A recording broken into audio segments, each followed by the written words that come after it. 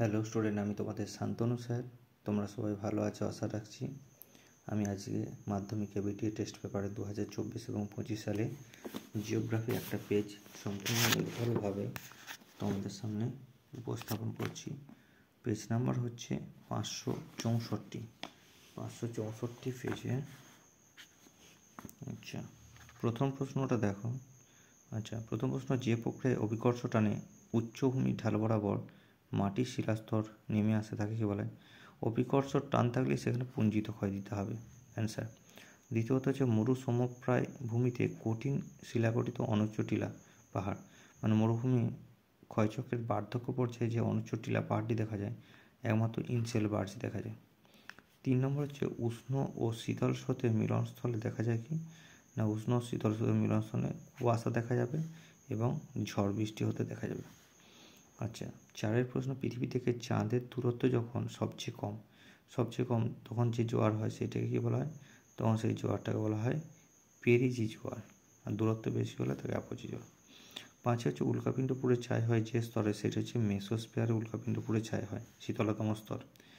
6 হচ্ছে ওজোন গ্যাসের পরিমাণ একক কি না, ডবসন এককে ওজোন গ্যাসের ঘনত্বকে পরিমাপ করা হয়ে থাকে। আচ্ছা, 7 একটি পরিবেশ বান্ধব বর্জ্য কি? পরিবেশ বান্ধব বর্জ্য হচ্ছে চট, যে জৈব পদার্থ দ্বারা বিয়োজিত হয়ে যায়। আচ্ছা, 8 প্রশ্ন, ভারত ও চীন সীমারেখাকে বলা হয় কি? ভারত আর চীন সীমারেখা ম্যাকমোহন লাইন বলা হয়, এটি অরুণাচল প্রদেশে রয়েছে। 9 হচ্ছে ভারতে অবস্থিত হিমালয়ের উচ্চতম শৃঙ্গ কি? ভারতে অবস্থিত হিমালয়ের উচ্চতম শৃঙ্গ কাঞ্চনজঙ্ঘা। 10 রিটুন পদ্ধতি দেখা যায় কি না, রিটুন পদ্ধতি দেখা যায় আখ চাষে।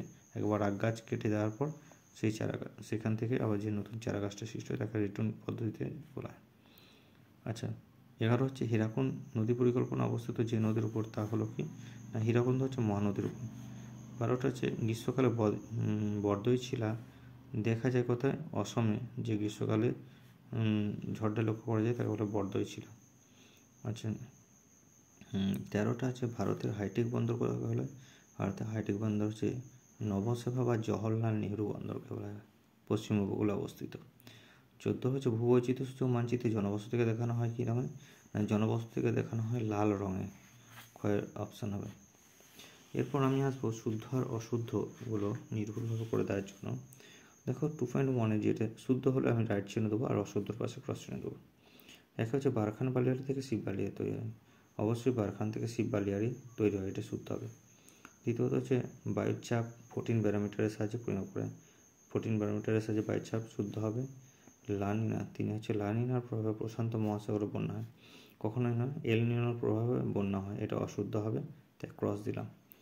4টা বর্জ্যের পুনর্ব্যবহারে সম্পদের গুণগত মান হ্রাস পায়, সম্পদের গুণগত মান বাড়বে, এটা হচ্ছে ভুল, বর্জ্য পুনর্ব্যবহার করলো। 5 হচ্ছে ভারতের পশ্চিমঘাট পর্বতের পশ্চিম ঢালে পর্ণমোচী উদ্ভিদ প্রাধান্য দেখা যায়, ভারতের পশ্চিমঘাট পর্বতের পশ্চিম ঢালে চিরহরিত বৃক্ষের প্রাধান্যটা দেখা যায়, এটা ভুল সম্পূর্ণ, এই জন্য ক্রস দিলাম। আচ্ছা, 6 ভারতের প্রথম সুতাকল পশ্চিমবঙ্গে স্থাপিত, হ্যাঁ, প্রথম সুতাকলটা স্থাপিত হয়েছিল পশ্চিমবঙ্গের ঘুষুড়িতে, শুদ্ধ হবে। 7 হচ্ছে সানসিনক্রোনাস উপগ্রহের কক্ষপথ গোলাকার, সানসিনক্রোনাস উপগ্রহের কক্ষপথ গোলাকার হয়ে থাকে, এটা উত্তর থেকে দক্ষিণে অবস্থান করে। এরপর আমি শূন্যস্থানগুলো করে দেখাচ্ছি তোমাদের সামনে। দেখো, প্রথমটা দিয়েছে 2.2,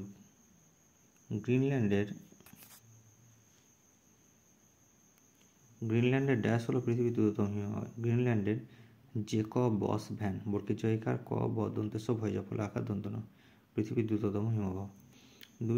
2 হচ্ছে কোনো স্থানের উষ্ণতা বৃষ্টিপাতের লেখচিত্রে উষ্ণতা রেখাটি বছরের মধ্যভাগে নিম্নমুখী হলে স্থানটি কোন গোলার্ধে? স্থানটি হবে দক্ষিণ গোলার্ধে। 3 হচ্ছে উত্তরপ্রদেশের ড্যাশেতে ডিজেল রেল ইঞ্জিন কারখানা রয়েছে, উত্তরপ্রদেশে বারাণসীতে। আচ্ছা, 4 হচ্ছে পরিবেশকের দ্বারা জলের আগাছা বৃদ্ধিকে কী বলা হয়? পরিবেশের দ্বারা জলের আগাছা বৃদ্ধিকে ইউট্রোফিকেশন বলা হয়। 5 ভারতের সর্বোচ্চ মালভূমির নাম কি? ভারতের সর্বোচ্চ মালভূমিটি লাদাখ মালভূমি, উত্তরে অবস্থিত হয়েছে। 6 হচ্ছে পৃথিবীর ড্যাশ বলের প্রভাবে গৌণ জোয়ারের সৃষ্টি হয়? কেন্দ্রাতিক বা কেন্দ্র বহির্মুখী বলের প্রভাবে গৌণ জোয়ারের সৃষ্টি হয়। 7 হচ্ছে ড্যাশ হলো ভারতের দীর্ঘতম সেচখাল? ভারতের দীর্ঘতম সেচখাল হচ্ছে ইন্দিরা গান্ধী খাল, রাজস্থানে অবস্থান করছে। আচ্ছা 2.3 প্রশ্নগুলো দেখো, দু এক কথায় দু একটি শব্দে। এক একটা হচ্ছে সুন্দরবনে কোন দ্বীপ বিশ্ব উষ্ণায়নের প্রভাবে সম্পূর্ণ নিমজ্জিত হয়েছে? সুন্দরবনে ঘোড়ামারা দ্বীপটি। 2 নম্বর প্রশ্ন হচ্ছে ঊর্ধ্ব ট্রপোস্ফিয়ারের প্রবল গতিবেগ সম্পন্ন বায়ুকে কী বলা হয়?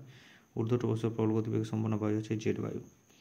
3 হচ্ছে ভারতের কোন রাজ্যে অরণ্যের পরিমাণ সর্বাধিক? ভারতের মধ্যপ্রদেশ অরণ্যের পরিমাণ সব থেকে বেশি। 4 হচ্ছে দক্ষিণ ভারতের সর্বোচ্চ শৃঙ্গের নাম কি? দক্ষিণ ভারতের সর্বোচ্চ শৃঙ্গের নাম হচ্ছে আনাইমালাই পর্বতের আনাইমুদি। 5 হচ্ছে কোন শিল্পকে সংযোজন ভিত্তিক শিল্প বলা হয়? সংযোজন ভিত্তিক হচ্ছে কম্পিউটার হতে পারে, রেল ইঞ্জিন হতে পারে, ঘড়ি হতে পারে সংযোজন ভিত্তিক শিল্প। 6 হচ্ছে ভারতের প্রথম আদমশুমারি শুরু হয় কত সাল থেকে? ভারতের প্রথম আদমশুমারি শুরু হয়েছিল 1871 সাল থেকে। 7 প্রশ্ন কোন সড়ক পথের মাধ্যমে দিল্লি, মুম্বাই, চেন্নাই, কলকাতাকে যুক্ত করা হয়েছে? এটা হচ্ছে সোনালী চতুর্ভুজের মাধ্যমে। মনে রাখবে এখানে হীরক চতুর্ভুজের মাধ্যমে দিল্লি, মুম্বাই, কলকাতা, চেন্নাইকে রেলপথের দ্বারা যুক্ত করা হয়েছিল। আচ্ছা 8টা ভারতের জরিপ সংস্থার প্রধান কার্যালয় কোথায় অবস্থিত? জরিপ সংস্থার প্রধান কার্যালয় হচ্ছে দেরাদুন, উত্তরাখণ্ডের। বাম দিকের সঙ্গে ডান দিকে মেলাও। এখানে প্রথম দিয়েছে বৃষ্টির ছায়াঞ্চল।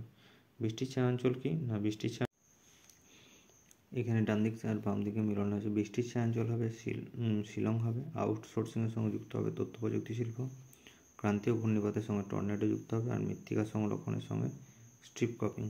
সমস্ত এমসিকিউ এবং এসিকিউ এর অ্যান্সারগুলো আমি খাতাতে করেছি, দেখো 564 পাতায়। তোমরা খাতায় লিখে নিও। যদি চ্যানেলে নতুন কেউ হয়ে থাকো আমার চ্যানেলটি সাবস্ক্রাইব করবে, আর একটা লাইক, কমেন্ট এবং শেয়ার করে দেবে বন্ধুদের মধ্যে, যাতে সবাই আমার দ্বারা উপকৃত হয়। তোমরা সকলে ভালো থেকো এবং ভালোভাবে পরীক্ষা দিও। Thank you for watching my video.